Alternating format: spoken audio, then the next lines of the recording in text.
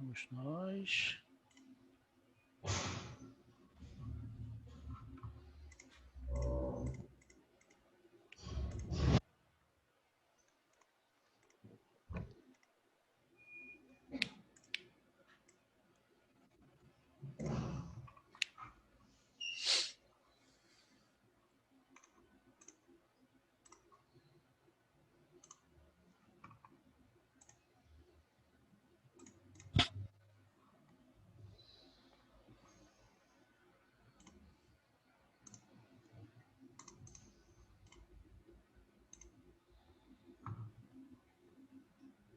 Todos, meu nome é Lucas Machado da Palma, sou aluno do programa de pós-graduação em Ciências. Agora tá funcionando.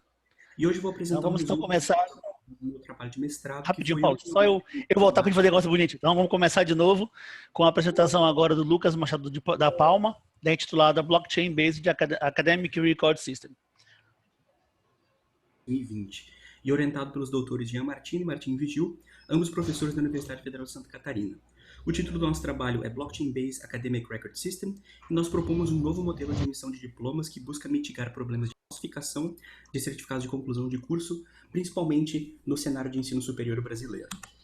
Bom, essa apresentação está organizada como segue. Primeiro iremos discutir sobre o cenário de ensino superior público no Brasil, apresentar nossos objetivos de pesquisa, um breve comentário sobre os trabalhos relacionados, a descrição da nossa proposta, acompanhada de uma avaliação de custo que considera a utilização de uma plataforma específica de blockchain, e, por fim, as conclusões e os trabalhos futuros. No Brasil, nós temos o Ministério da Educação, que opera como uma agência reguladora do ensino no país. Além disso, nós temos as instituições de ensino superior, que oferecem os cursos de graduação e pós-graduação. Por exemplo, na UFSC nós temos o curso de graduação em Ciência da Computação. Segundo o Censo da Educação Superior de 2018, nós temos aproximadamente 299 instituições superior públicas. Em 2018, ingressaram 2 milhões de novos estudantes nessas instituições e cerca de 260 mil diplomas de conclusão de curso foram emitidos também em 2018. E nesse cenário, não é difícil encontrar um grande número de notícias que apontam para a falsificação de diplomas no Brasil. Por exemplo, aqui nós reunimos algumas poucas matérias em portais online que apresentam alguns desses casos. Então, o Jornal Nacional aponta que o Ministério Público investiga a venda de diplomas falsos em esquema que envolve 8 estados. A TV Gazeta diz que mais de 900 pessoas compraram diplomas falsos são identificadas no Espírito Santo. E a Gazeta do Povo informa que sites oferecem diplomas originais por até 18 mil. E as instituições negam que exista essa possibilidade.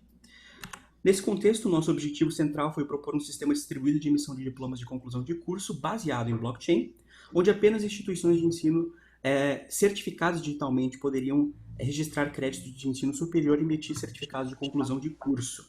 Além disso, como objetivos específicos, nós definimos que a nossa proposta deveria estar integrada à legislação brasileira. Nós implementamos um protótipo utilizando uma blockchain pública, nesse caso nós optamos pela plataforma do Ethereum, e conduzimos uma avaliação de custo de execução da nossa proposta na plataforma do Ethereum, considerando números oficiais do ensino superior brasileiro. Sobre os trabalhos relacionados, nós fizemos uma revisão sistemática da bibliografia em 2018 e encontramos alguns trabalhos relacionados que propuseram principalmente a prova de existência do diploma de conclusão de curso. Então, boa parte deles emitia o diploma num formato digital, um PDF, por exemplo, gerava-se o hash criptográfico desse documento e armazenava-se esse hash criptográfico em uma blockchain conhecida, por exemplo, na maioria dos casos, o Bitcoin. Posteriormente, o que poderia ser feito era verificar a integridade desse documento. Poucas propostas utilizavam contratos inteligentes para fazer a automatização de alguns dos processos, e essa é uma das principais diferenças do nosso trabalho. Nós utilizamos os contratos para fazer a automatização do registro dos créditos que os alunos cursaram ao longo do curso, mas principalmente para a emissão do diploma de conclusão de curso. Além disso, nós consideramos toda a trajetória do aluno, desde o ingresso dele na instituição de ensino até a emissão do diploma de conclusão de curso. Bom, aqui essa figura então mostra os participantes da nossa proposta. Nós temos então a agência reguladora, que é responsável por emitir os smart contracts, os contratos inteligentes que vão reger as relações entre os participantes e a blockchain. Ela também certifica e autoriza as instituições de ensino superior. As instituições de ensino superior ofertam os cursos de graduação. Os estudantes participam das disciplinas e acumulam os créditos para concluir o curso, e essas relações todas são registradas na blockchain. Existe um quarto tipo de participante, que é o verificador, que pode ser qualquer pessoa ou instituição que tenha acesso de leitura à blockchain, que queira verificar o processo de emissão de diploma ou queira verificar a autenticidade de algum diploma que tenha sido emitido pela nossa proposta. Aqui, então, o fluxograma da nossa proposta. No primeiro momento, então, a agência reguladora vai fazer o deploy de um contrato inteligente específico chamado Authority. No contrato Authority, ela vai fazer uma associação entre os certificados digitais das instituições de ensino superior e os endereços de carteiras das instituições na blockchain. Então, a gente está pensando aqui na utilização de uma infraestrutura de chaves públicas, no caso brasileiro, talvez da infraestrutura de chaves públicas brasileira, a ICP Brasil, onde seria emitido um certificado digital para cada uma das instituições de ensino superior, e esse certificado digital teria uma associação com uma carteira que a instituição vai utilizar para operar dentro da blockchain. No terceiro passo, a agência reguladora criaria uma instância de um segundo tipo de contrato da nossa proposta que se chama currículo. O currículo é uma representação de um curso de graduação que aquela instituição tem permissão de ofertar. Então, por exemplo, a agência reguladora iria emitir um contrato currículo do tipo Ciência da Computação para a Universidade Federal de Santa Catarina, e a partir desse momento apenas a Universidade Federal de Santa Catarina teria permissão para interagir com essa instância de currículo. Chegamos na primeira verificação da nossa proposta. A gente tem sempre que saber se a representação do certificado digital daquela instituição de ensino ainda é válido dentro da blockchain. Se ele não for mais válido, a instituição de ensino não terá capacidade de interagir mais com os contratos inteligentes e não terá capacidade de alterar o estado da blockchain. Caso a representação ainda seja válida, então ela vai fazer o primeiro registro da proposta. A instituição de ensino vai registrar as disciplinas que o aluno precisa cumprir naquele curso para receber o diploma de conclusão de curso. Num quinto passo, a instituição vai registrar os alunos a cada semestre. Num sexto passo, os estudantes completam parte das disciplinas dos diferentes cursos, e a instituição de ensino precisa registrar essa ocorrência junto à instância de currículo no sétimo passo. Chegamos na segunda verificação. A instância de currículo faz uma verificação automática para verificar se o aluno já cumpriu todos os pré-requisitos para receber o diploma de conclusão de curso. Caso ele ainda não tenha completado todos os pré-requisitos, a gente fica nesse laço 6 e 7. Caso o aluno tenha completado todos os pré-requisitos, o currículo automaticamente cria uma instância nova de um terceiro e último tipo de contrato inteligente da nossa proposta, que se chama diploma. O diploma é um token que representa o diploma de conclusão de curso que o aluno recebeu. Aqui nós adicionamos um nono passo, que seria a possibilidade do verificador checar a autenticidade de um diploma que tenha sido emitido pela nossa proposta, e nós chegamos aí ao fim do fluxograma. Nós desenvolvemos um protótipo para a nossa proposta utilizando a linguagem de programação orientada a contratos Solidity e uma rede de teste do Ethereum. E para fazer uma aproximação do custo de execução da nossa proposta a nível nacional, nós utilizamos valores aqui, números oficiais do Censo de Ensino Superior Brasileiro e também números retirados da Universidade Federal de Santa Catarina. Então, nós sabemos que existem aproximadamente 299 instituições de ensino superior públicas no Brasil. Cada uma delas oferece, em média, 35 cursos de graduação. Cada um desses cursos necessita de aproximadamente 40 disciplinas para ser concluído.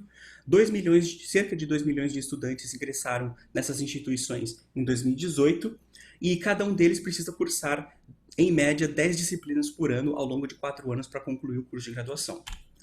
Então, aqui nesse gráfico, nós apresentamos o custo em gas. Gas é uma unidade particular da rede do Ethereum, e esse gas ele pode ser convertido para moeda Ether, que circula na plataforma do Ethereum, e o Ether, por sua vez, pode ser convertido para uma moeda corrente, por exemplo, o real. Então aqui a gente está pensando numa adoção gradual da nossa proposta.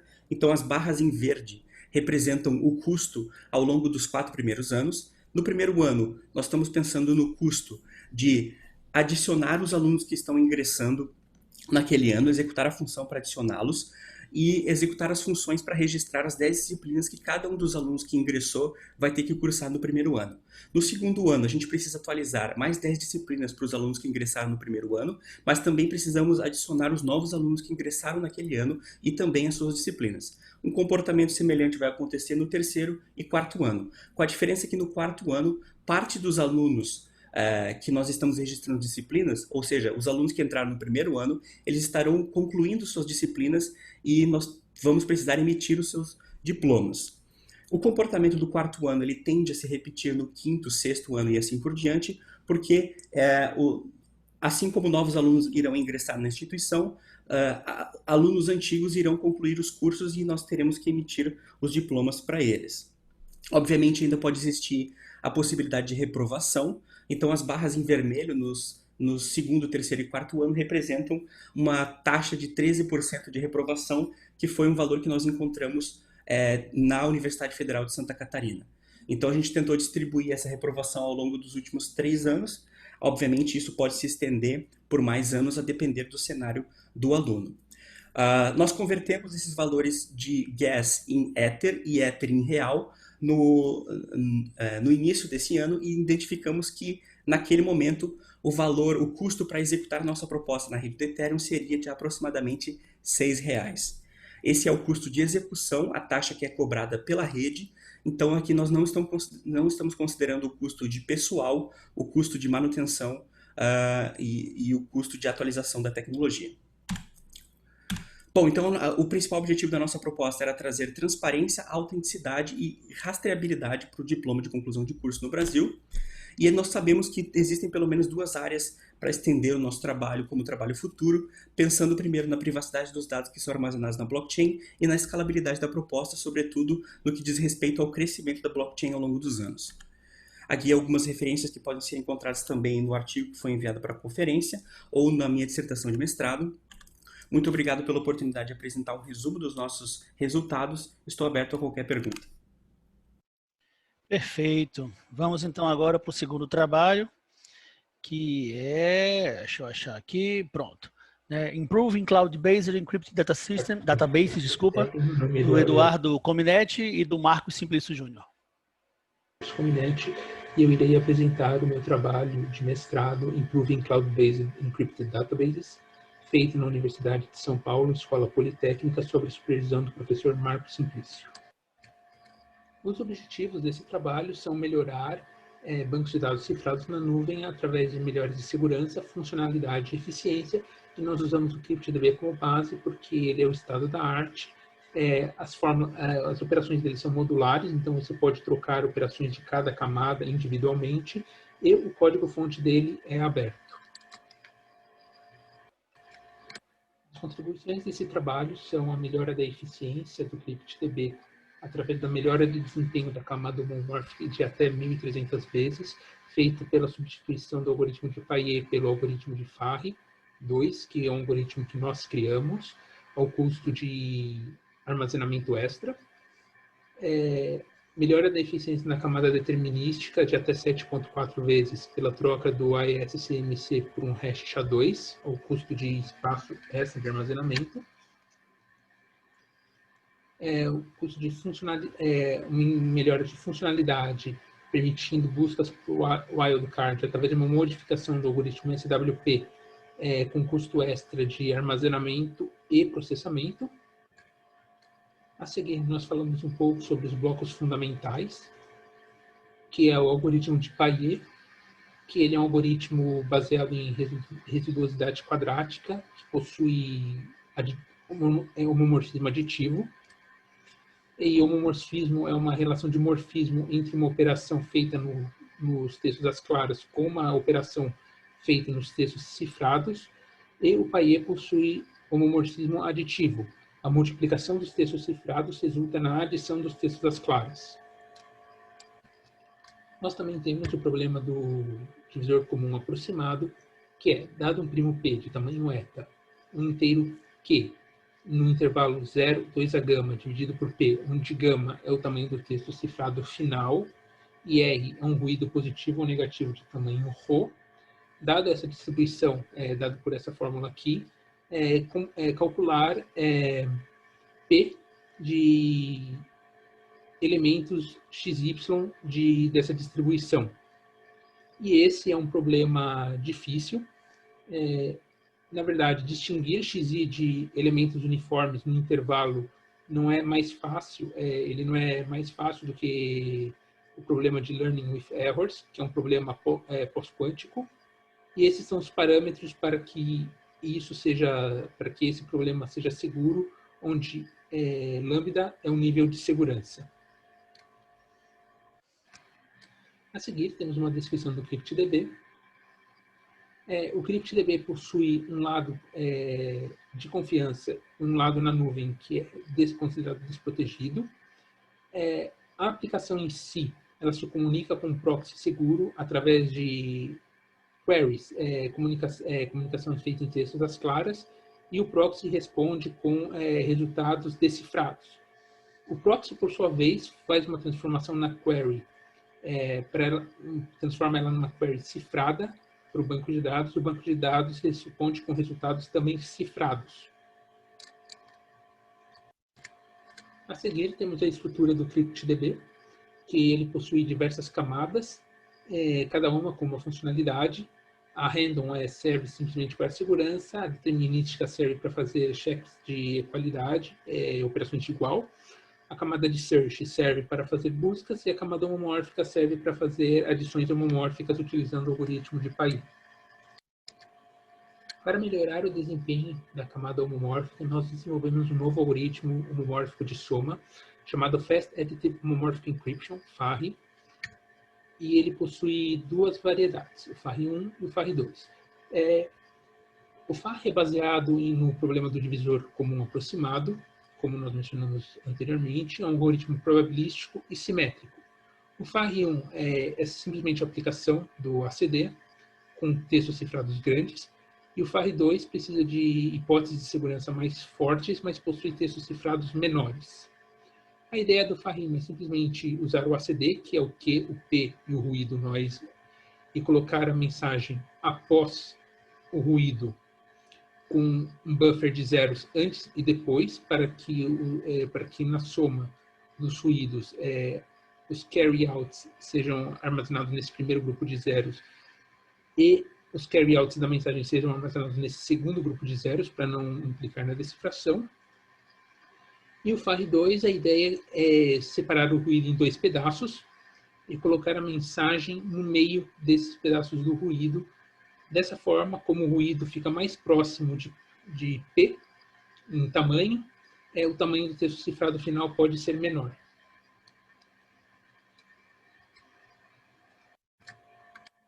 Nessas tabelas, nós temos a comparação de tamanho de FARI1 e FARI2 para o índice lambda, segurança lambda igual a 128, onde podemos ver que FARI2, para uma mensagem de 64 bits que permite 2 a 32 somas, o tamanho do texto cifrado final é de cerca de 31 kilobits, enquanto no FARI1, o mesmo texto cifrado final possui quase 310 kilobits de tamanho. As modificações propostas por nós é a substituição do algoritmo de Pai do CryptDB pelo nosso algoritmo de FARI, onde nós usamos a variação FARI2 por ser mais rápida e possuir textos cifrados menores. Como nós podemos ver nessa tabela comparativa, a geração é tudo em comparação com FARI2 com Pai. A geração de chaves é quase 95 vezes mais rápida, a cifração é quase 1.200 vezes mais rápida, a operação homomórfica é quase 90 vezes mais rápida e a operação de decifração é um pouco superior a 1.300 vezes mais rápida. Como desvantagens, nós temos que o tamanho do texto cifrado final do FARI é de 31.359 bits, comparado com 6.144 bits do Pai. E de segurança, nós não temos uma desvantagem, porque a segurança é limitada pela camada aleatória do CryptDB. Para melhorar a eficiência na camada determinística, nós propusemos a mudança do AES-CMC pelo hash SHA-2. Como não é possível decifrar um hash, é necessário uma camada extra para esses resultados no valor de 32 bytes por elemento do banco de dados. E esse hash vai seguir esse formato com data mais pimenta, onde a pimenta serve como uma chave secreta para evitar que um atacante teste todos os possíveis valores possíveis de dados. Como nós calculamos, é possível ver que para esconder 49 mil entradas, o uso do SHA-2 é 7,4 vezes mais rápido, e para fazer buscas simples de uma só entrada, ele é 7 vezes mais rápido quando o resultado é não encontrado e cerca de 5 vezes mais rápido quando o resultado é encontrado. Para a funcionalidade, nós modificamos o algoritmo SWP da camada de busca para permitir buscas em wildcard, usando o operador de wildcard. A ideia é separar as palavras em pequenos tokens numerados e o final recebe uma identificação especial. E na hora de fazer a busca, o proxy reescreve a busca para procurar os fragmentos das palavras buscadas. O token limita ainda o uso do operador wildcard e as desvantagens são um aumento de tamanho do banco de dados em 16 vezes em relação às buscas e o tempo de processamento também de cerca em 16 vezes. Apesar de esse tempo de processamento ser cerca de 16 vezes mais lento, ele foi calculado com palavras de 256 caracteres de tamanho, o que não é realístico para um uso geral, e também foi calculado usando apenas um único núcleo, o que não é realístico considerando o uso de uma nuvem. Como nós podemos ver, quando nós usamos mais núcleos e limitamos o tamanho da palavra, por exemplo, 8 núcleos de palavras de 40 caracteres, a busca ainda se dá de maneira rápida. Como conclusão desse trabalho, nós mostramos ganhos de eficiência tanto na camada homomórfica como na camada determinística do CryptDB, ganhos de funcionalidade na camada de busca. Além disso, o algoritmo FARRI foi aceito pela publicação IEEE Transactions on Information for Things and Security. Obrigado a todos pela presença e estarei disponível para perguntas a seguir. Perfeito. Vamos agora então para o terceiro trabalho da sessão, que é Exploratory Study of Biometrics Using Trajectory Images of Eye Movements Collected by Natural Image as Stimuli, do Antônio Alexandre Brasil, do Luiz Pinto e da Karen Comatti, eu acho que é isso, todos do Instituto Federal do Espírito Santo. Olá, irei apresentar um trabalho, um estudo exploratório de biometria usando imagens de trajetórias de movimentos oculares coletados por estímulo visual em imagens naturais. Eu sou o Antônio Ricardo. O trabalho teve como orientadores a professora doutora Karen Comatti e o professor doutor Luiz Pinto. Este trabalho é o resultado da dissertação de mestrado em Engenharia de Controle e Automação. Irei passar um pouco da introdução, análise biomimética dos trabalhos correlatos, materiais e métodos, resultados e, por fim, a conclusão. Bom, a biometria é o estudo da identificação de pessoas baseadas em características físicas ou comportamentais. Nesse contexto, podemos destacar de características físicas a impressão digital, a face e a íris, e das comportamentais, a forma de andar, a assinatura e os movimentos oculares, que é o objeto de estudo do presente trabalho. Aqui podemos visualizar duas figuras contendo o movimento ocular de dois participantes, ao visualizar a mesma figura contendo uma imagem natural. Os movimentos estão representados pelas linhas brancas e em verde os pontos de fixação. Os movimentos de fixação ocorrem quando há um ponto na imagem sendo visualizado por um determinado tempo de duração. Podemos perceber que os movimentos são diferentes e podem ser utilizados para a identificação biométrica. O primeiro trabalho de biometria usando movimentos oculares foi feito em 2004 pelo Kaspersky e Ober, onde foi feita a extração dos movimentos, classificação deles e a identificação biométrica. E quais são as suas vantagens? Eles são muito difíceis de serem falsificados, impedindo que uma pessoa se passe por outra. Não podem ser roubados, ou seja, a pessoa tem que estar viva e não é possível replicar estes movimentos.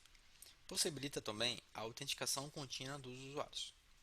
Essas características são consequências dos movimentos oculares serem baseadas em características comportamentais. O método comum apresentado pelo Kaspersky e Huber em 2004 e utilizado até os dias atuais, consiste na coleta dos movimentos oculares por meio de um aparelho chamado Eye Tracker. A partir desses movimentos coletados, é feita a classificação dos movimentos, usando técnicas de processamento digital de sinais. Em seguida, a extração de características desses movimentos e comparação de características ou uso do classificador. E, por fim, a identificação biométrica.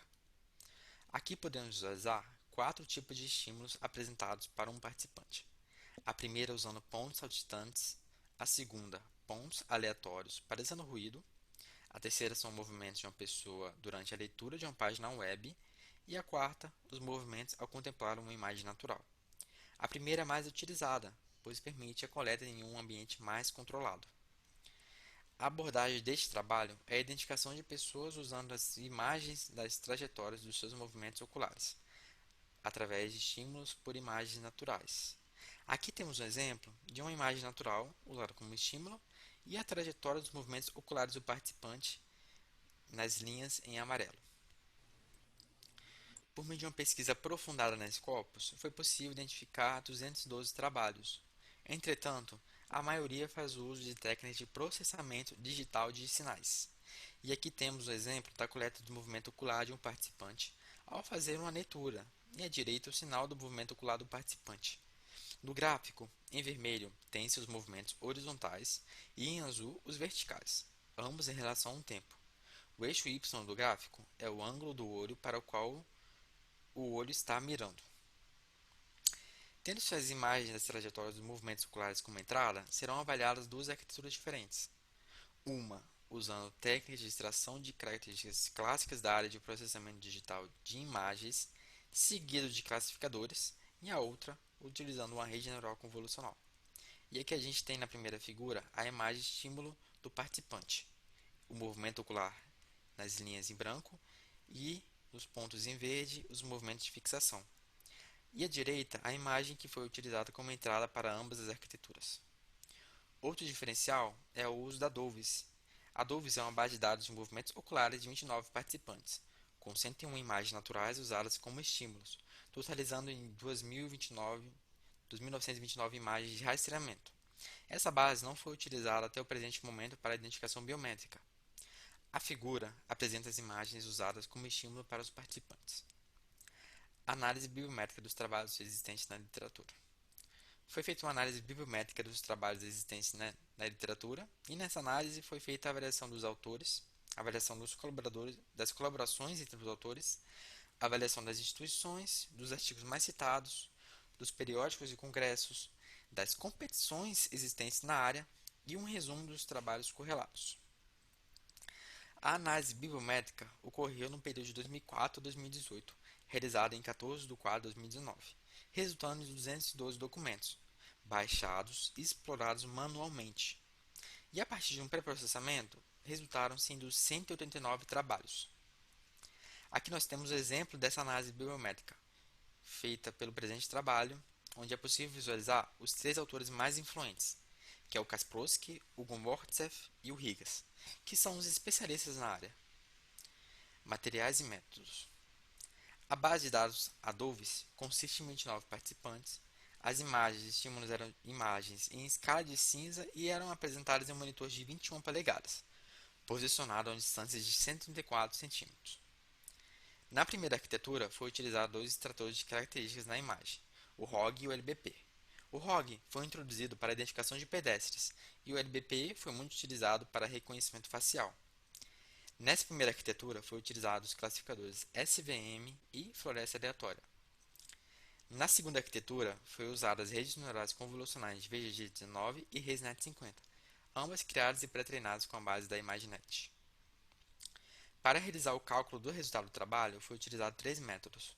2 se destacam na biometria, que é a taxa de aceitação falsa, que mede o quanto o sistema aceita impostores, como usuários autênticos, e a taxa de rejeição falsa, que mede o quanto o sistema rejeita usuários autênticos, indicando que são impostores. E foi também calculado a acurácia geral. Resultados. Usando a primeira arquitetura, foi possível obter o melhor resultado de 30,42% de acurácia. E na segunda arquitetura, usando a ResNet50, foi possível obter uma melhor acurácia de 39,59%. Se for comparado esse resultado com o da literatura, é possível visualizar que a acurácia em questão ficou bastante similar com o trabalho do Besnarik em 2005, que teve uma acurácia variando de 40% a 90%. É importante destacar que a melhor acurácia foi feita pelo trabalho de Silver e Briggs, de 96,6%. Outro ponto a notar é a diferença entre as bases, na quantidade de participantes. E comparando a acurácia com a acurácia da competição ANVIC, realizada em 2014, nessa competição foi registrado 82 participantes, 19 submissões realizadas. A base de dados era imagens de rosto como estímulos e os movimentos foram coletados de 34 participantes, resultando em 1.430 movimentos oculares. Nessa competição, a melhor acurácia dos trabalhos foi de 39,63%, comparada com o presente estudo de 39,59%. Comparando o FAI-UFRR com o da literatura, vimos que ele ficou bem próximo com o FAI e o FRR do Kaspersky. O pior FAI do Kaspersky foi de 3,33%, e o pior deste trabalho foi o de 2,32%. Em segurança da informação, ter um FAR alto não é muito bom, pois o sistema estaria aceitando usuários impostores como legítimos. Como contribuição, este trabalho abordou o uso de processamento digital de imagens e não processamento digital de sinais, o uso natural de imagens como estímulo e a análise de duas arquiteturas diferentes. E comparando com a literatura, para a análise exploratória, o resultado foi bastante satisfatório. E como trabalho futuro, pretende-se usar diferentes imagens para a entrada nas arquiteturas. De publicações, foi possível obter uma a partir da análise biométrica, publicado no periódico International Journal of Computer Applications, e os resultados da primeira arquitetura, publicada nos anais do Seminário Integrado de Software e Hardware. Outras publicações feitas no decorrer do mestrado foi um artigo resumido, publicado nos anais do Simpósio Brasileiro de Sistemas de Informação, um capítulo de livro publicado na Information Systems and Technology Management, e um artigo em congresso, publicado nos anais do Encontro Nacional de Inteligência Artificial e Computacional, e um outro artigo em congresso, publicado no Simpósio Brasileiro de Sistemas de Informação. Obrigado pela atenção. Perfeito. Vamos então ao quarto trabalho, que é controle da disseminação em agrupamentos dinâmicos de dados para redes IoT densas contra o ataque de injeção de dados falsos, de Carlos Pedroso e Aldo dos Santos, ambos da Universidade Federal do Paraná. Carlos, irei apresentar o trabalho desenvolvido no mestrado juntamente com o professor Aldo Luiz. A internet das coisas tem possibilitado o surgimento de diversos serviços personalizados dentro da indústria, sejam eles controle e gerência de estoque, serviços logísticos, automação industrial, bem como a análise desses dados coletados em tempo real. Dessa forma, como qualquer outra rede, a IoT ela apresenta diversos desafios, principalmente aos ligados ao volume, disponibilidade e segurança dos dados coletados pelos dispositivos. Os desafios ligados à disponibilidade estão correlacionados principalmente com a alta densidade de dispositivos que queremos nessas redes. Estima-se que no ano de 2025 teremos aproximadamente 41 bilhões de dispositivos conectados, gerando assim um grande volume de dados que precisam ser coletados e disponibilizados às aplicações. Nos desafios ligados à segurança, nós temos diversas vulnerabilidades de segurança presentes na rede e ameaças que sejam internas ou externas. Dentre as ameaças ao serviço, nós temos principalmente ataques relacionados à disponibilidade e disseminação de dados. Dentre esses ataques, o de injeção de dados falsos, que tem como característica a manipulação, adulteração e falsificação de dados, destaca-se pela sua inconsistência nos dados gerados. Normalmente, o ataque atua com pequenas ou grandes alterações dentro dos dados coletados, fazendo com que as aplicações tenham dificuldade de interpretar esses dados. Dessa forma, o nosso problema, então, é como podemos garantir a disponibilidade dos dados coletados e disseminados dentro da rede IoT na presença do ataque de injeção de dados falsos. A literatura tem apresentado diversas abordagens ao longo dos anos que tentam lidar com esse problema de injeção de dados falsos, sejam elas soluções voltadas à utilização de estação base, criptografia, código MAC e filtragem em rota. Entretanto, quando considera-se as características de uma rede IoT, é preciso levar em conta principalmente questões como a descentralização das soluções, a colaboração e a dinamicidade entre os próprios participantes da rede. Assim, o nosso objetivo com esse trabalho é lidar com a densidade da rede e, ao mesmo tempo, identificar dispositivos maliciosos que estejam tentando perturbar o sistema. E, através de decisões colaborativas, excluir esses dispositivos da rede, garantindo, assim, que só dados honestos cheguem às aplicações. Para isso, nós utilizamos principalmente questões de identificação de comportamento, colaboração e dinamicidade entre os participantes e solução totalmente distribuída entre os participantes da rede. E propusemos então um mecanismo chamado Confinity para filtragem de dispositivos maliciosos que estejam tentando disseminar dados falsos na rede. O Confinity ele utiliza as estratégias de consenso e watchdog e também agrupamentos por similaridade de dados. Como propriedade, nós pretendemos preservar a disponibilidade, garantir a autenticidade dos dados que são utilizados pelas aplicações, bem como também uma solução descentralizada e possível de escalabilidade. O nosso modelo de rede ele consiste de 3 níveis. Então, nós temos primeiro uma estrutura física, onde nós temos os objetos IoT disseminando mensagens. Na estrutura nível 2, nós temos a comunicação de rede. E na estrutura nível 3, nós temos os agrupamentos lógicos formados por esses dispositivos. O Confinity utiliza uma arquitetura com 2 grandes módulos. O primeiro, o controle de agrupamentos, que visa formar e manter os agrupamentos dentro da rede. E o segundo, o controle de falhas, que visa identificar falhas de segurança e disseminar alertas contra esses atacantes. Além disso, nós utilizamos 2 tipos de mensagem, de controle para formação de agrupamentos e de alerta para disseminação de atacantes. O controle de agrupamentos, então, ele atua na formação desses agrupamentos e utilizamos, então, uma equação de similaridade que pode ser decomposta em 3 níveis. Nós temos, então, o primeiro nível, que é a leitura do nó a ser comparado, a leitura do nó atual que recebe essa mensagem, bem como o somatório dos vizinhos. Além disso, nós empregamos também um limiar de similaridade para garantir que apenas nós, dentro desse limiar, possam participar dos agrupamentos. O limiar de similaridade ele pode ser adequado conforme o tipo de aplicação que esteja utilizando o mecanismo. A formação, então, ela atua em cada instante separada por uma mensagem de dados.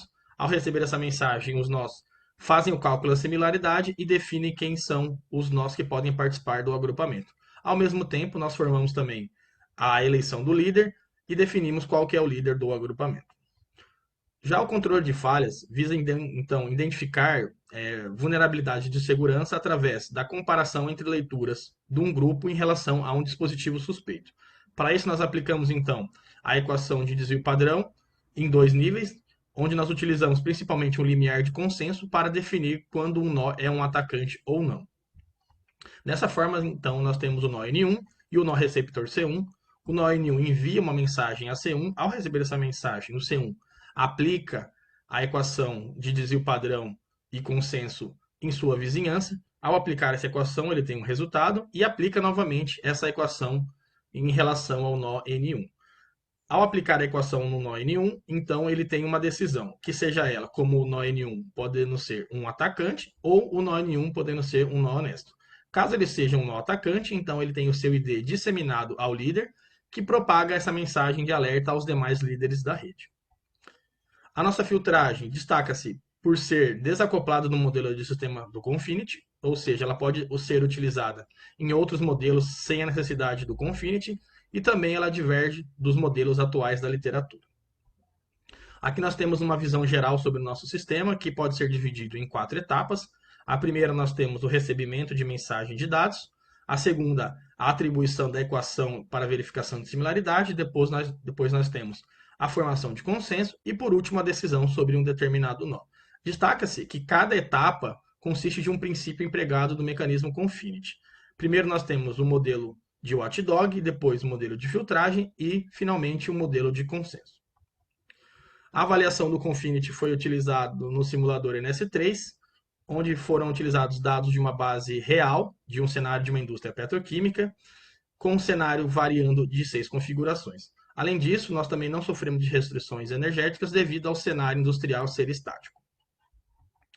Com relação à avaliação, nós pretendemos, então, analisar a disponibilidade e autenticidade dos dados disseminados, fazendo também um comparativo entre o protocolo DDFC e o mecanismo Confinity. As métricas utilizadas foram métricas principalmente de avaliação de segurança e desempenho dos mecanismos. Assim, aqui nós temos os gráficos gerados da disponibilidade dos agrupamentos para um primeiro cenário com 50 e 2, 5 e 10% de atacante, bem como para o mesmo cenário com a quantidade de atacantes, porém com a quantidade de 75 nós. E além disso, nós também avaliamos com 100 nós cada cenário, o cenário. Aqui nós temos uma tabela resumitiva em relação aos valores de simulação, principalmente do DDFC e do Confinity, onde nós temos primeiro avaliado o DDFC sem a presença do ataque de injeção de dados falsos. Depois nós avaliamos o DDFC com a presença do ataque, onde foi possível constatar que nós tivemos uma baixa disponibilidade no número de agrupamentos formados. Após, nós avaliamos então o Confinity mais o ataque e constatamos que tivemos um aumento em relação ao DDFC de 30% no número de agrupamentos formados. Além disso, o cenário com 2% praticamente não surtiu efeito na formação dos agrupamentos. Em relação à taxa de detecção, nós obtivemos uma média de 98% para todos os cenários. Já a acurácia, nós conseguimos atingir uma média de 0,89 para todos os cenários, destacando-se assim os cenários principalmente com 75 e 100 nós, onde obtivemos uma média de 91. Já em relação aos falsos positivos e falsos negativos, nós conseguimos então uma baixa variação dessas taxas. Já para falsos positivos conseguimos atingir uma média de 0,8 e para falsos negativos atingimos uma média de 1,2 de diferença entre os cenários. Isso destaca-se principalmente pelos princípios empregados pelo Confinity, como consenso, watchdog e filtragem colaborativa. Como conclusões, então, podemos destacar que o surgimento de serviços personalizados tem permitido o desenvolvimento da indústria e garantindo, assim, uma maior colaboração entre todos os participantes dessa rede. Além disso, questões principalmente voltadas à segurança precisam ser tratadas, já que nós lidamos com dados sensíveis que precisam ser disponibilizados para as aplicações. Como contribuições a esse trabalho, então, destaca-se os estudos sobre o estado da arte, identificação de vulnerabilidades e também artigos publicados em conferências. Publicamos na SBSEG 2019 e também 20. Como trabalhos futuros, nós pretendemos avaliar o impacto da mobilidade e o custo computacional, bem como o emprego do Confinity em outros cenários, principalmente destacando o Internet das Coisas Industriais Health. Obrigado a todos pela atenção. Perfeito. Vamos então para o último trabalho da sessão, intitulado Secure and Efficient Software Implementation of QC-MDPC Code-Based Cryptography, do Antônio Guimarães, Diego Aranha e do Edson Burim. Resultados da minha dissertação de mestrado, cujo tema foi a implementação segura e eficiente de algoritmos para criptografia baseada em códigos QC-MDPC. Nós sabemos que a criptografia é uma ferramenta essencial na obtenção de certas propriedades para a segurança da informação. Eu listei aqui algumas delas, e se nós focarmos em qualquer uma delas, nós vamos ver que nos casos reais de uso, os protocolos criptográficos normalmente começam com alguma utilização da criptografia de chave pública. Atualmente nós temos dois algoritmos principais que constituem o padrão de criptografia de chave pública, são eles o RSA e as curvas elípticas, e eles são baseados nessas funções de mão única que eu exemplifiquei aqui. A ideia é simples, dado A e B eu consigo obter C facilmente, tempo polinomial, mas dado C é muito difícil eu obter o A e B de volta, dado que eu tenha feito uma boa escolha de A e B no meu esquema. Aqui os problemas exemplificados são a faturação de inteiro e o logaritmo discreto. Em computadores convencionais, os melhores algoritmos para resolvê-los são subexponenciais ou exponenciais. Quando nós consideramos computação quântica, entretanto, já se sabe há bastante tempo que existem algoritmos polinomiais para resolver os problemas, o que comprometeria completamente a segurança dos criptossistemas. Pensando nisso, em 2016, o NIST, o Instituto de Padronização Americano, começou um concurso para escolher um novo padrão para a criptografia de chave pública, baseado em problemas que sejam difíceis mesmo considerando a existência de computadores quânticos. Eu listo aqui os campos mencionados e nessa apresentação nosso objetivo está na criptografia baseada em códigos corretores de erro. O primeiro criptossistema dessa área foi o criptossistema de McLeish em 1978 e a princípio ele já era bastante eficiente, inclusive com um desempenho comparável ao do RSA, entretanto ele utilizava códigos GOPA, o que apesar de trazer um bom desempenho, também requer o uso de chaves muito grandes, que acabou sendo um empecilho para a adoção do criptossistema na época. Houve diversas tentativas de implementar o criptossistema de McLeish com códigos que oferecessem chaves mais compactas, Entretanto, a maior parte delas acabou resultando em vulnerabilidades estruturais. Uma exceção a isso são os códigos QCM-DPC, que surgiram em 2013, 35 anos depois de McAleese, que apresentam chaves compactas e que até o momento são considerados seguros. Em contrapartida, a decriptação deles é significativamente mais lenta do que a utilizando códigos GOPA, e eles apresentam uma chance não negligível de falhar na decriptação.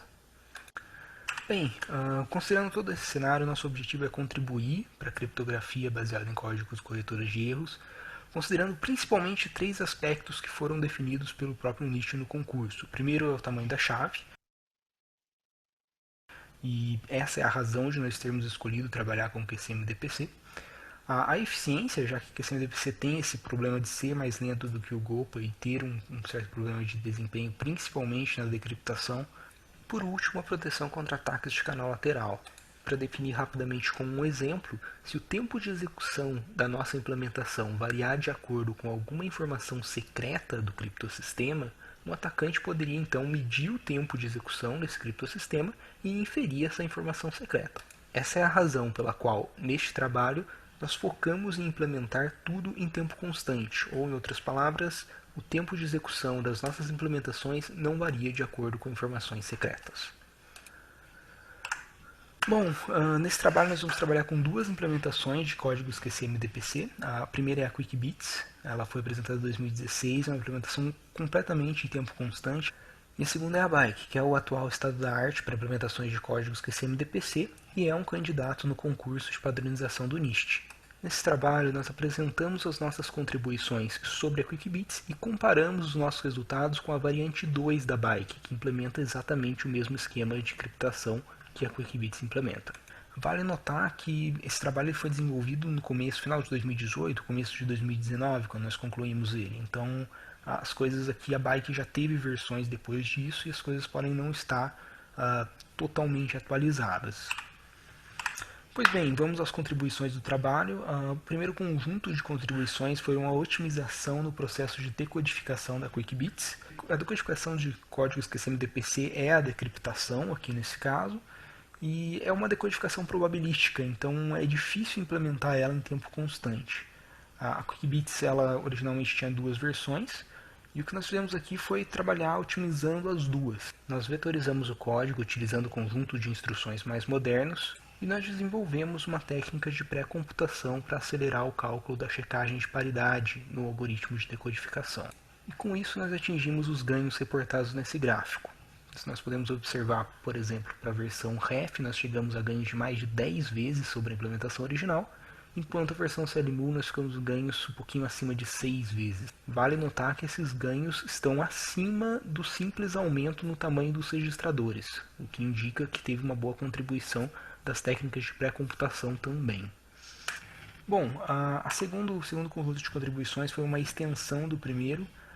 E nosso objetivo aqui era de atualizar a QuickBits tanto para que ela atinja os níveis de segurança recomendados pelo NIST, no caso nós atualizamos de 80 bits clássicos para 128 bits de segurança quântica, que é o nível máximo pedido no concurso do NIST, bem como atualizar a implementação em si, para que ela passe a explorar conjunto de instruções mais modernos, como é o caso da VX512.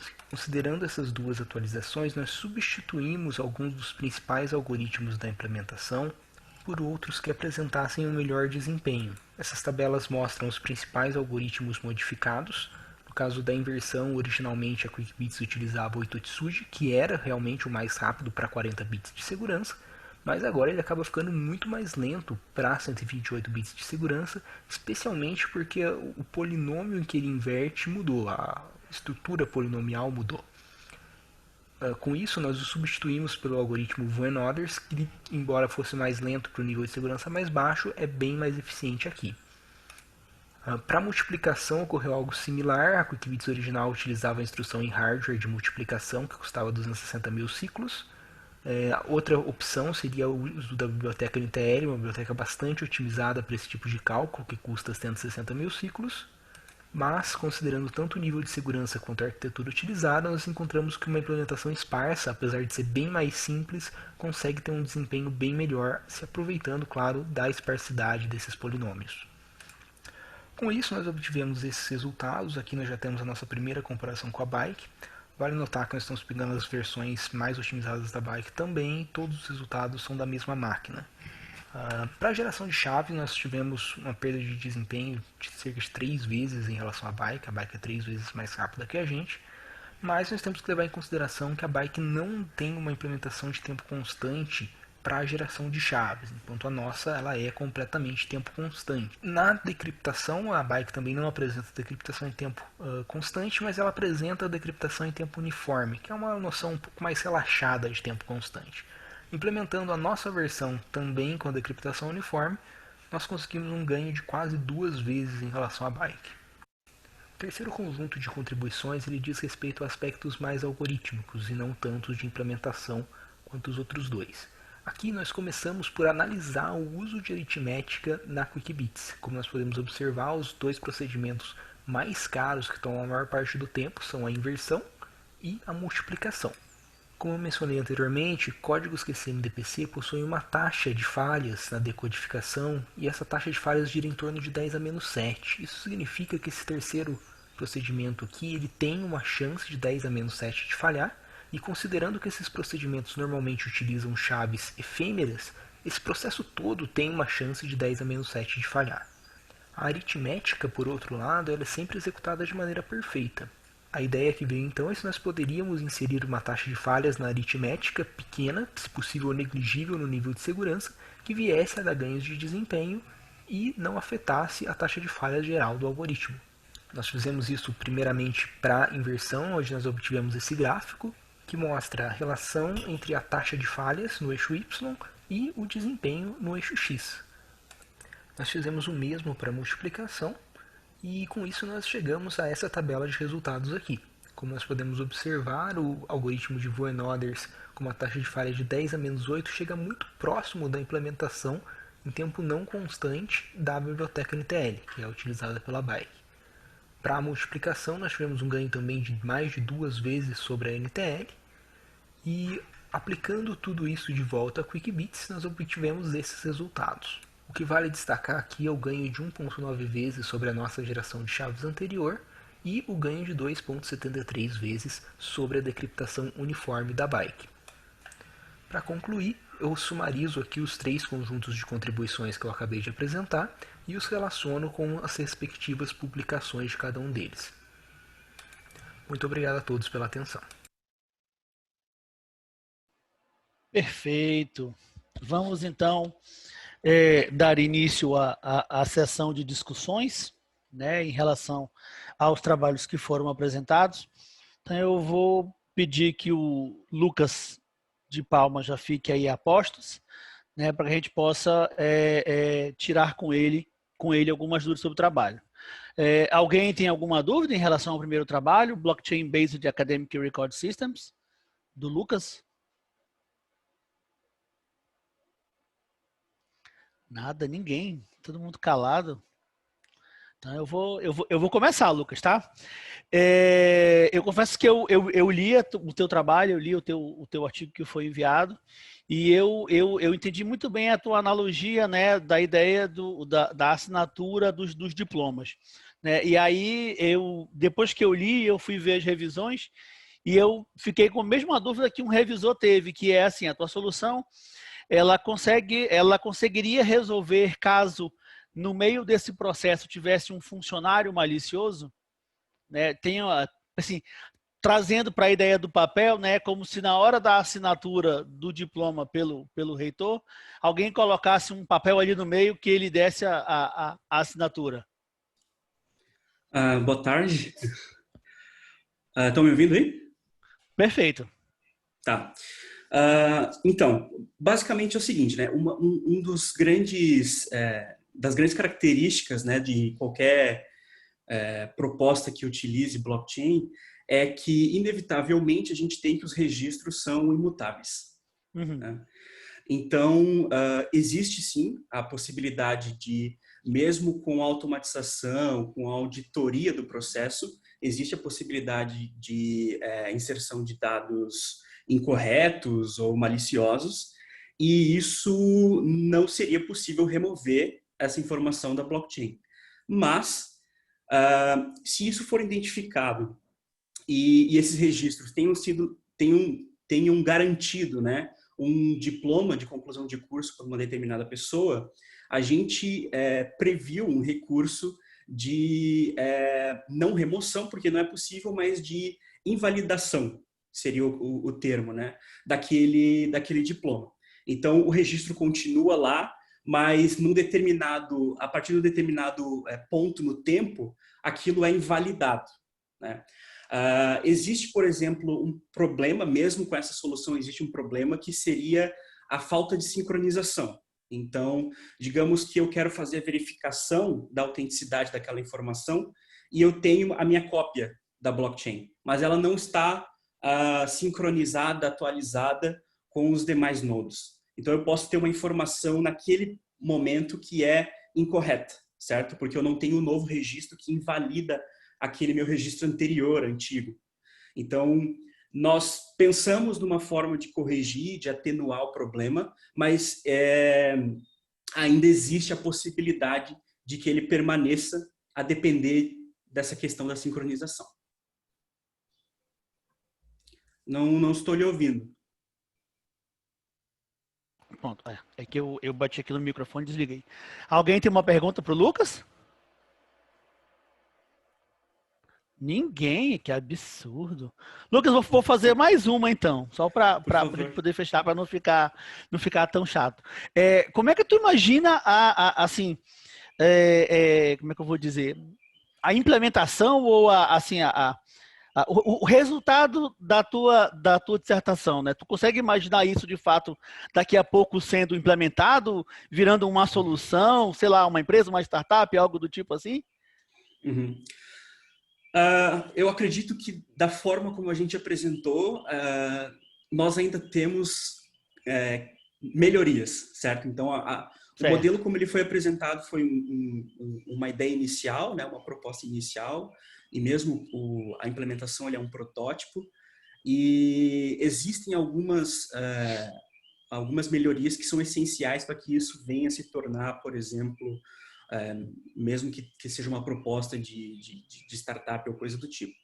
Então, existem melhorias em relação, como eu falei na apresentação, em relação à privacidade dos dados. Uhum. Então, a gente sabe que agora nós temos leis específicas de proteção justamente de dados no Brasil, na Europa, e a gente precisa conciliar o que a gente definiu na proposta com essas novas leis. Então, por exemplo, precisa entender se sobre a visão da LGPD, informações, por exemplo, como o histórico do aluno são dados privados ou não, mesmo considerando, por exemplo, universidades públicas. Então, precisa ter uma análise sobre isso. E também precisa ser pensado a questão de escalabilidade do problema, porque, digamos que isso se torne uma solução nacional, nós teríamos pelo menos 299 instituições utilizando a proposta, 2 milhões de registros apenas para registrar os alunos. Então, isso vai crescendo de uma forma que no futuro pode ser um problema de gerenciamento.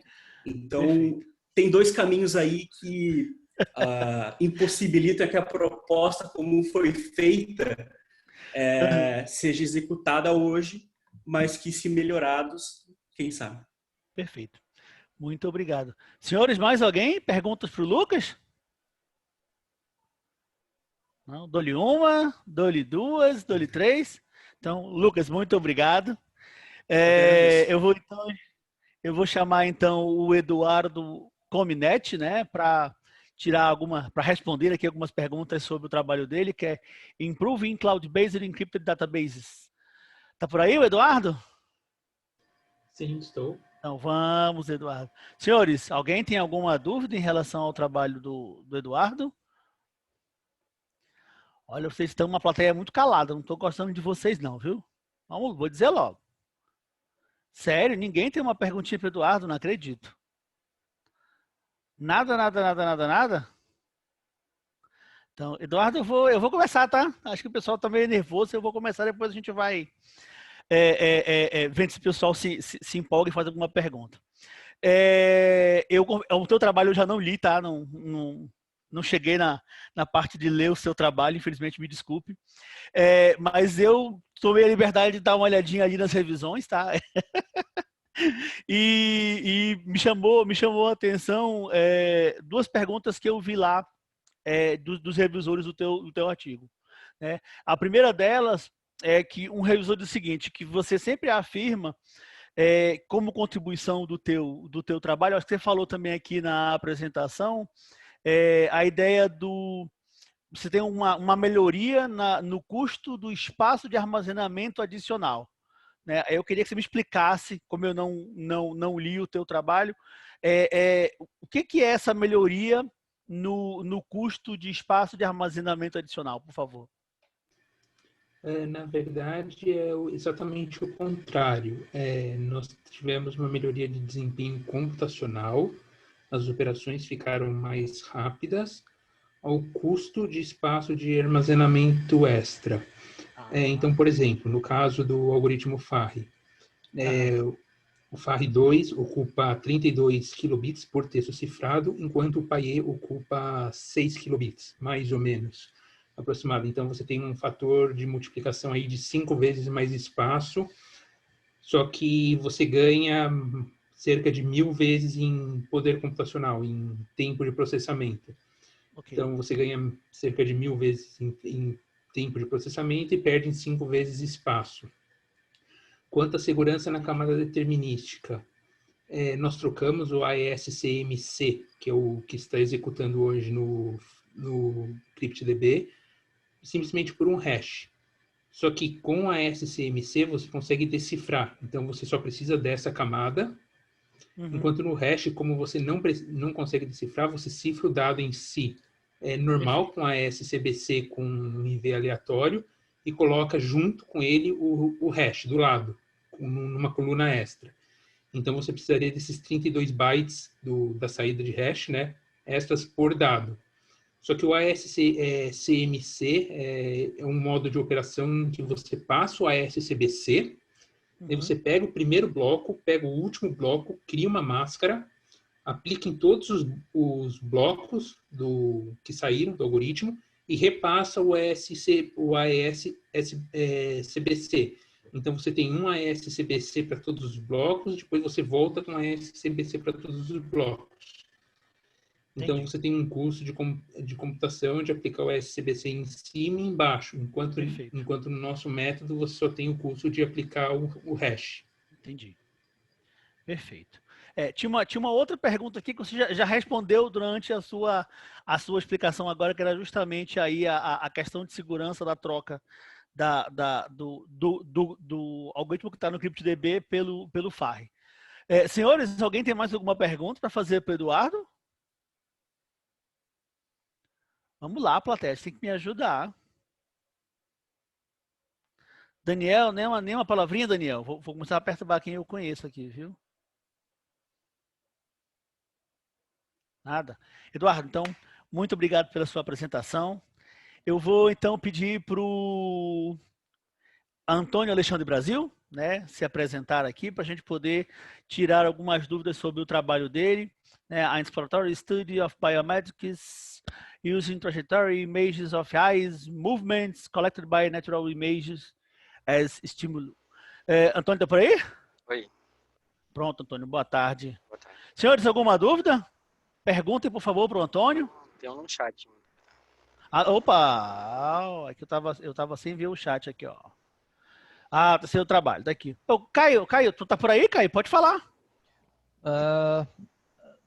Bom, acho que... não sei se ficou clara a pergunta. Ficou claro.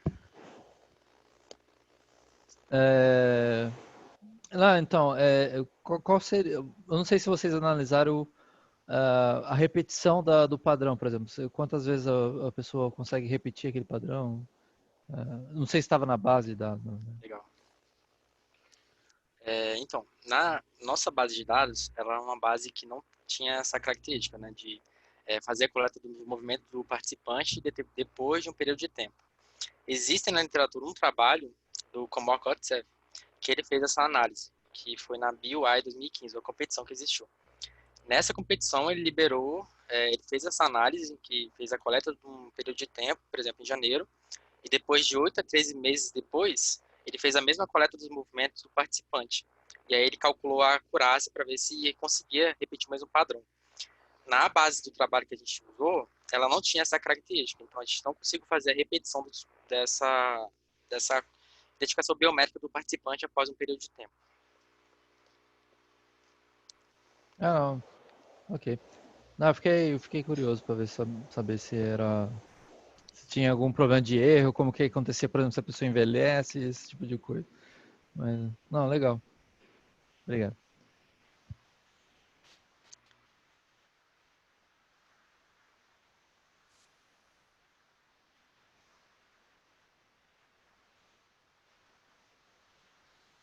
Eduardo, você está mudo. Pronto. Eu fui atender uma ligação aqui rapidinho, um WhatsApp aqui e coloquei no mudo. Eu vou fazer a mesma pergunta que eu fiz pro Lucas. Desculpa, não tão parecida, né? Mas o que tu enxerga como o teu avanço no estado da arte e se esse avanço no estado da arte te permitiria pegar a tua dissertação e transformá-la, vamos chamar assim, num produto? Então, eu acredito que tenha tido uma boa contribuição para o estado da arte, porque a literatura, ela trata a coleta dos movimentos oculares por meio de estímulos em pontos saltitantes, que é em ambiente controlado, né? Então, o participante está lá, olhando para uma tela preta, com um pontinho pulando, e isso não é muito aplicável ao dia a dia. Então, se você pensar em um caixa eletrônico, por exemplo, o ideal seria estar mostrando um estímulo que fosse usual para o participante, para a pessoa, né? Então, uma imagem natural, uma paisagem, uma natureza. E aí, isso aí, meu trabalho teve essa contribuição de usar uma base de dados de imagens naturais. E, além disso, a gente tratou a coleta e identificação biométrica usando as imagens das trajetórias. E não foi feita também a etapa de pré-processamento dos movimentos oculares. Perfeito. Na literatura, como é que eles fazem? Eles pegam os movimentos oculares do participante após analisar uma imagem, classifica em movimentos sacádicos, que são movimentos muito rápidos que o nosso olho faz, ou movimento de fixação, e a partir disso extrai algumas características, tipo tempo médio da fixação, ângulo máximo, ângulo mínimo do movimento sacádico. Eles fazem esse pré-processamento, então tem que ter um estudo mais aprofundado desse pré-processamento. Na minha abordagem, a gente não fez isso, a gente pegou a imagem da trajetória e passou para o classificador, para ele falar assim, beleza, eu consigo extrair todas essas features a partir dessa imagem. Diretamente. Então, é uma via de mão única. Você manda lá, ele classifica, identifica e já diz quem é aquela pessoa. Perfeito. Muito, muito obrigado. Gente, mais alguma pergunta? Pro Antônio? Não? Opa. Alguém ia falar aí? Não. Eu só liguei o microfone aqui, que eu sou o próximo. Ah, tá. Então vamos lá. Então Antônio, muito obrigado pelo teu trabalho, pela tua apresentação. A gente vai então chamar agora aqui o Carlos Pedroso, né, que vai responder perguntas aqui sobre o trabalho dele, intitulado Controle da Disseminação em Agrupamentos Dinâmicos de Dados para Redes IoT Densa contra o Ataque de Injeção de Dados Falsos. Perguntem para o Carlos, por favor. Poxa vida, nada. Tá vendo, Carlos? Todo mundo tá nervoso hoje, ó. Eu vou fazer, então, duas... Eu conheci teu trabalho, tá, Carlos? Então, vou fazer duas perguntas. Uma que eu vi lá nas revisões, desculpa, e outra que eu vendo aqui a tua defesa. Não sei se eu não peguei ou se eu passei batido de fato.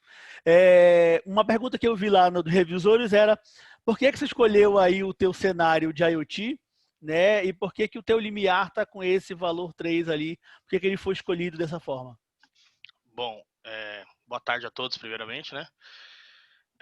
O cenário industrial foi escolhido justamente pela sensibilidade dos dados e por uma questão mais técnica de a gente ter conseguido a base de dados de uma indústria petroquímica, né?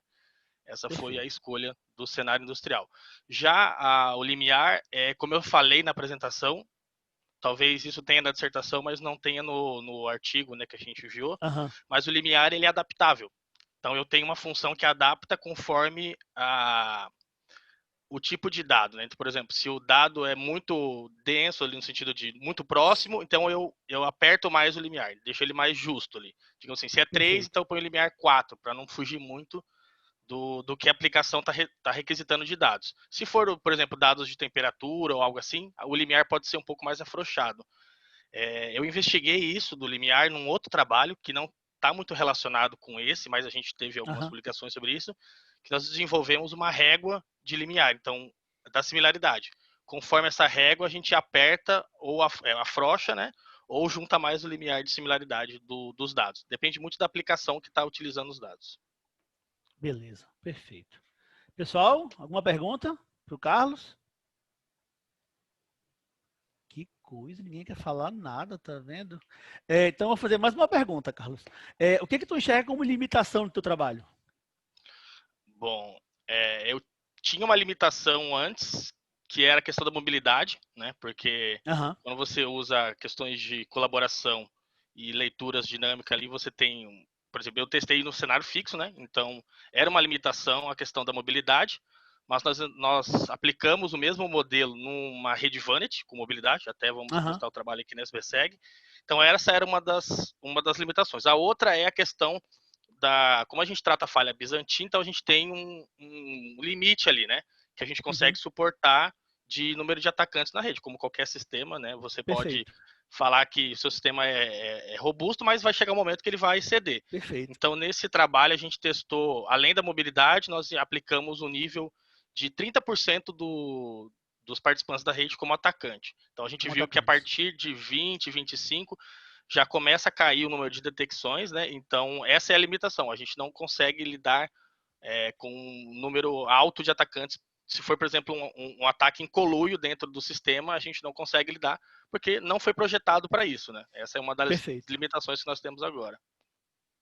Eu acho até que tinha uma pergunta de um revisor sobre isso, eu acho, sobre justamente qual era o percentual, né? Porque se estava mostrando algo, acho que 10%, 15%, eu acho, no texto. Isso, exatamente. Pronto. Se você falou agora, eu lembrei aqui. Era essa pergunta mesmo que ele tinha feito sobre a limitação do trabalho.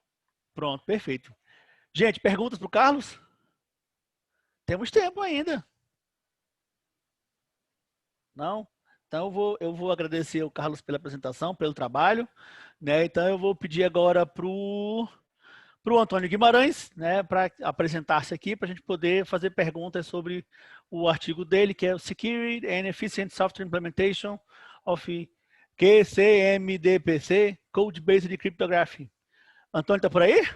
Olá, estou por aqui. Ô, Antônio, boa tarde. Senhores, dúvidas para tirar com o Antônio?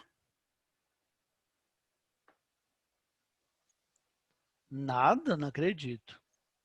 Ninguém para tirar uma dúvida? Antônio, então eu vou tentar começar aqui, vamos embora ver se a gente estimula o pessoal a perguntar. Também não li o trabalho, tá? Desculpa. Até porque não é muito minha praia, criptografia, mas eu dei uma checada nos comentários e eu vi que acho que todos os 3 revisores, né, eles meio que foram para uma linha do tipo assim, seria muito bom se você tivesse incluído o método lá, o bike, eu acho que na tua implementação, eu consegui entender isso. Né? Aí tu tem uma... Por que vocês não fizeram essa linha ou já fizeram agora? Desculpa. Basicamente, a primeira razão foi meio cronológica, que a gente começou esse trabalho lá no começo de 2017 e a Bike ela só foi publicada no final de 2017, quando nós já estávamos bem avançados com a QuickBits. E as duas implementações elas são o mesmo, pelo menos a versão 2 da Bike, né? Elas são exatamente os mesmos esquemas. A diferença e o motivo dos revisores pedirem é que a Bike ela é o candidato no concurso do NIST, de fato teria sido melhor nós trabalharmos diretamente com a Bike, mas a cronologia ali não bateu, a gente começou a trabalhar antes da Bike ser publicada. Perfeito, não, entendi. Pessoal, dúvidas? Perguntem, eu só tinha essa pro Antônio. Nada, não acredito. Ah, que coisa feia. Nada? Ninguém? Bem, eu vou então, Antônio, vou te liberar, já que ninguém quer fazer perguntas, né? Vou agradecer a sua presença, sua participação, sua apresentação.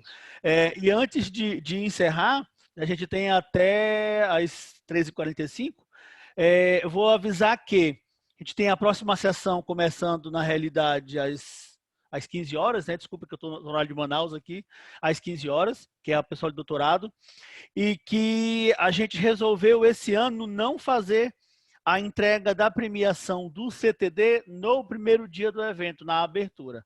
Tá? Na quinta-feira, a última sessão, lá, depois da última sessão, na quinta-feira, vai ter a entrega dos prêmios. A gente resolveu, então, entregar a premiação do CTD SEG junto com da trilha principal. Não sei se o pessoal do WTICG também fará a mesma coisa, mas o CTD acabou ficando para ter a entrega do Best Paper e das menções honrosas para quinta-feira. Então, quinta-feira, conto com a presença de todo mundo lá para a gente poder saber quem são os ganhadores de Best Paper e das menções honrosas do CTDEG 2020. Pessoal, muito, muito obrigado a todos. Tá? A gente se encontra daqui a pouquinho, às 15 horas, na sessão 2, que é agora só com trabalhos de doutorado.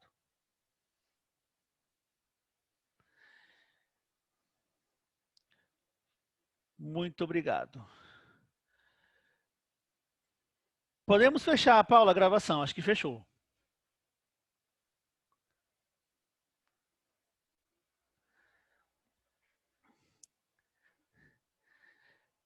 Paulo, você vai ficar na outra sessão também? É essa mesmo ou não, né? Tem que sair e abrir uma outra, né?